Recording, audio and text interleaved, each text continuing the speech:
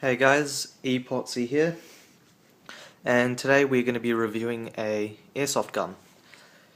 So here we have the Tokyo Marui Desert Eagle .50 AE, and this of course is the chrome stainless version.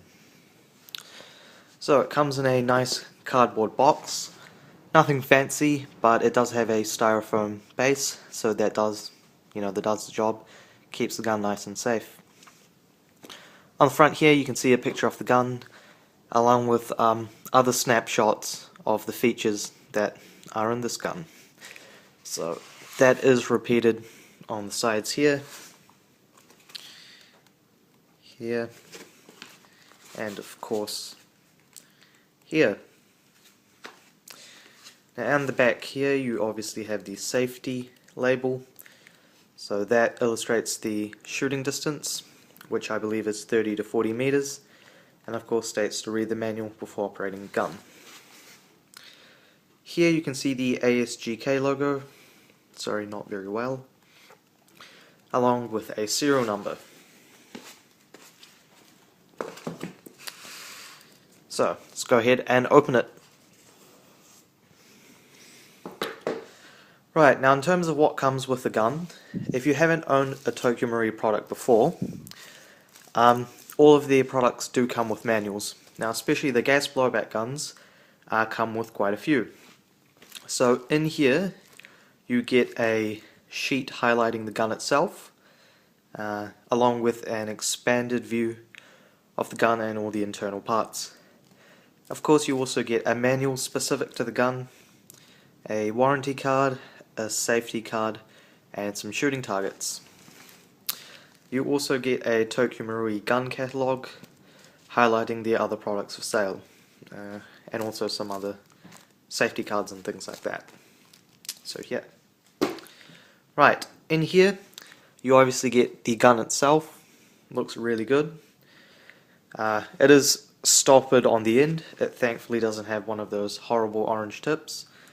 And secured behind that is a cleaning and unjamming rod, a magazine, and of course 100 or 200 of Tokyo Marui's .2 gram BBs. You know, being a collector, you're not going to want to use those. Just leave that as it is. So let's go ahead and take out the gun. Alright, there it is. Really great looking gun.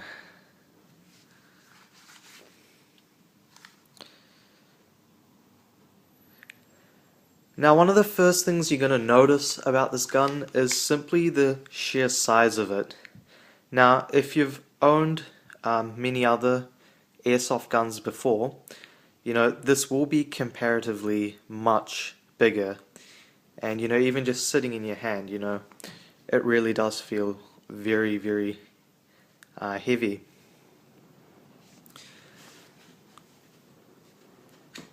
Right, now you will be disappointed to know that this gun isn't actually full metal. In fact, no Tokyo Marui gun is, and this is simply due to a law in Japan stating that you can't actually have replica guns and airsoft guns made out of full metal. I mean, I suppose you need some sort of distinguishable factor from the actual gun itself. But nonetheless, it does come with several metal parts. Now of course, a lot of the internal parts are metal, as is the hammer. Now this is a dual stage or dual cocking hammer. I'm not 100% sure what it's called, or if I can call it that, but essentially you can cock it at one position here, and then you can cock it again here. So that's very cool indeed. Also here you have an ambidextrous safety, so you can turn it on this side and then turn it off there. The slide release or slide catch is also metal, along with the magazine release and the takedown or disassembly lever, just right there. So of course this gun isn't full metal, but they do of course make up for that in their quality. Now this gun is fully licensed, so here you can see all the original markings as it would appear on the real gun. Sorry, not very well.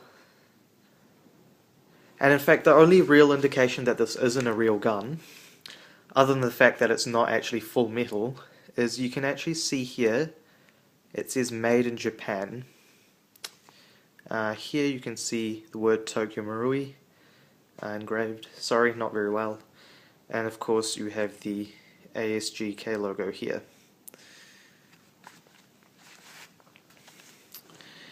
So yeah, it comes with some very standard iron sights, which are again plastic, and they are of course fixed. Now the grips again are plastic, however they are nicely resembling of the actual gun itself. So you can see a bit of texture here and the IMI logo. Not sure how well that comes up on there, but no doubt a lot of effort has been put into this gun.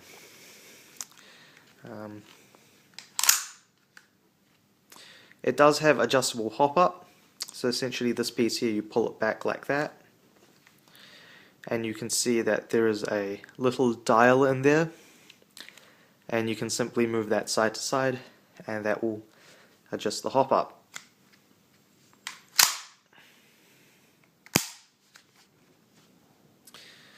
Now, in terms of the finishing, I mean the finishing is extremely nice. I will definitely highlight that point. However, there are a couple of, factory imperfections and a few blemishes, here and there. For example, just on the edge of the slide here, it's a bit sort of rough. But nonetheless, they've put a lot of effort into making this gun, so, I would give the finishing about maybe 9 out of 10. It is really, really great. So, yeah. That is the gun. So now let's move on to the magazine. Right. Now this magazine is full metal, and it also comes with a very nice chrome finish as well. Now the interesting thing about the magazine, I suppose, is really what sort of gas you use in this gun. Now, being a Tokyo Marui product, it of course is plastic, and a lot of the moving parts on the gun, especially the slide, are plastic. So you're obviously not going to want to use a gas that's going to exert a pressure that's too high for the gun. So realistically, you only want to be using HFC 134A in this. However, people do use green gas consistently and claim that nothing happens with their guns. However, I wouldn't really recommend that. You run the risk of breaking certain parts of the gun, and of course you will be wearing the gun out as well, so especially the seals in the magazine aren't actually designed to take that, so yeah, I would definitely stick to HFC 134A for this gun. Right, so I'll go ahead, put the magazine in.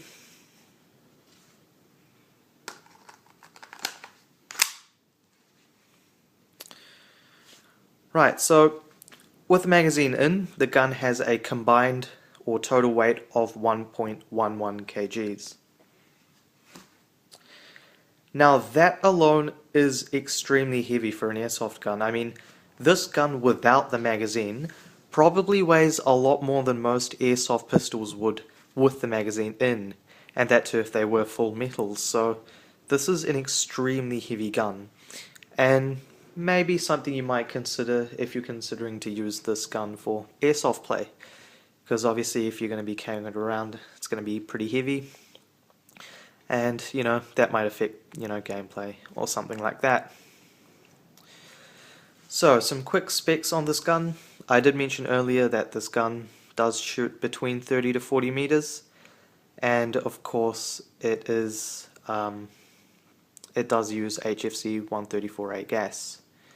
The magazine holds 26 rounds.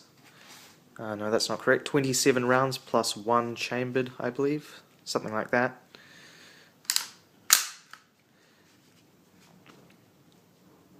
And it does shoot at approximately 270 to 300 FPS depending on what sort of gas you use in the gun.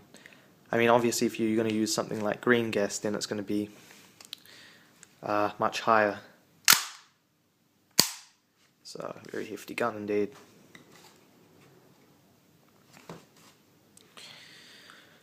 So, that is essentially this gun. Extremely nice gun. I mean, if you are looking for a gun for collection, I definitely would recommend something like this. Simply because of the amount of effort that's actually gone into making this gun. I mean, it is really, really great, and you know, you're not going to be disappointed.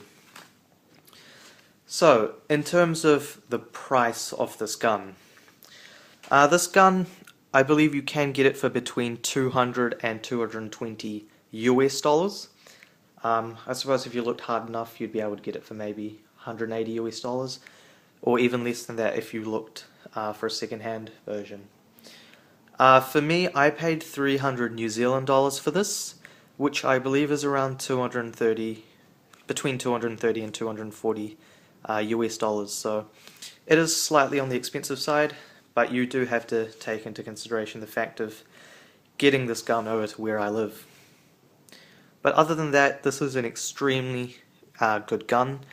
I definitely recommend it as a collector's piece. I'm a big fan of the Desert Eagle gun itself, and the chrome finish for this gun really just ties it in very nicely. As I was saying, you know, a lot of effort has gone into making this gun, and you will know that if you actually hold this gun in your hand. One thing I did forget to mention earlier is that this gun does actually use the new gas system, which is the express gas system. So that's where the magazine partitions the gas as it leaves. So you get a decent amount of gas going towards both the blowback mechanism and propelling the pellet forward. So this of course means that the gun is going to shoot accurately even at higher distances, and the blowback is going to be very, very crisp and pronounced.